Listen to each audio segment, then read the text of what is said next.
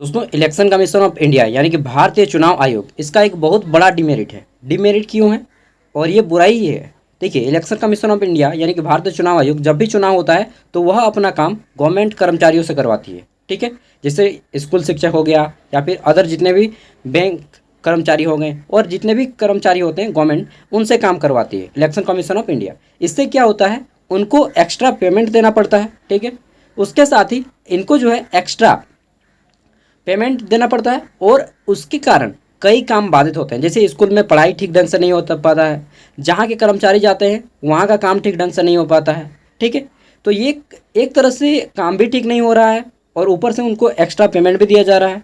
ठीक है, साथ में एक्स्ट्रा मेहनत भी उनको करना पड़ रहा है।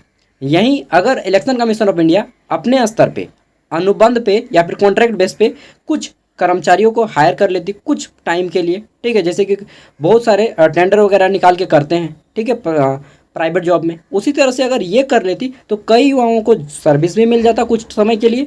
ठीक है, कुछ समय के लिए काम मिल जाता और अन्य कामों को बाधित भी नहीं होना पड़ता। ठीक है, और उनको एक्स्ट्रा जो पेमेंट दिया जा रहा है, इनसे जो बेरोजगार लोग हैं इनको काम भी हो जाता है। लेकिन नहीं, हमारे जो ब्यूरोक्रेसी है, ठीक है, जो भी ब्यूरोक्रेट से या फिर आप डेमोक्रेसी बोलिए, ये पूरी के पूरी तरह से मतलब न्यू थिंकिंग लाता ही नहीं यार।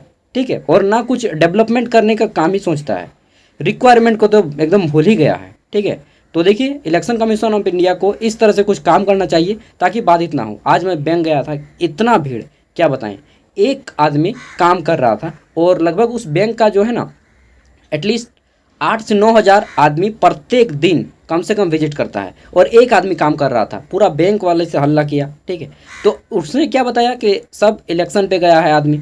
तो ऐसा कैसे चलेगा बताइए। हमारे इतना बड़ा देश है भारत, और इसमें अगर इस तरह से कोई न्यू थिंकिंग नहीं लाएंगे, कोई न्यू स्कीम नहीं लाएंगे, वही पुरानी घिसी पिटी आदतों को चलाएंगे, तो हमारा देश तो ऑलरेडी जैसा काम हो रहा है उससे भी धीमी गति से होगा। ठीक है, एक तो न्यू कर्मचारी का सिलेक्शन होता नहीं है जल्दी, और ऊपर से ये जो कर्मचारी काम कर रहे हैं उसी को लगा देते हैं।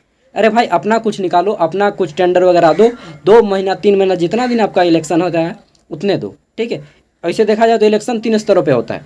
पहला एक पंचायत स्तर का इलेक्शन होता है। ठीक है, एक आपका स्टेट लेवल का इलेक्शन होता है, ठीक है, विधानसभा का, एक आपका सेंट्रल गवर्नमेंट का होता है, लोकसभा का।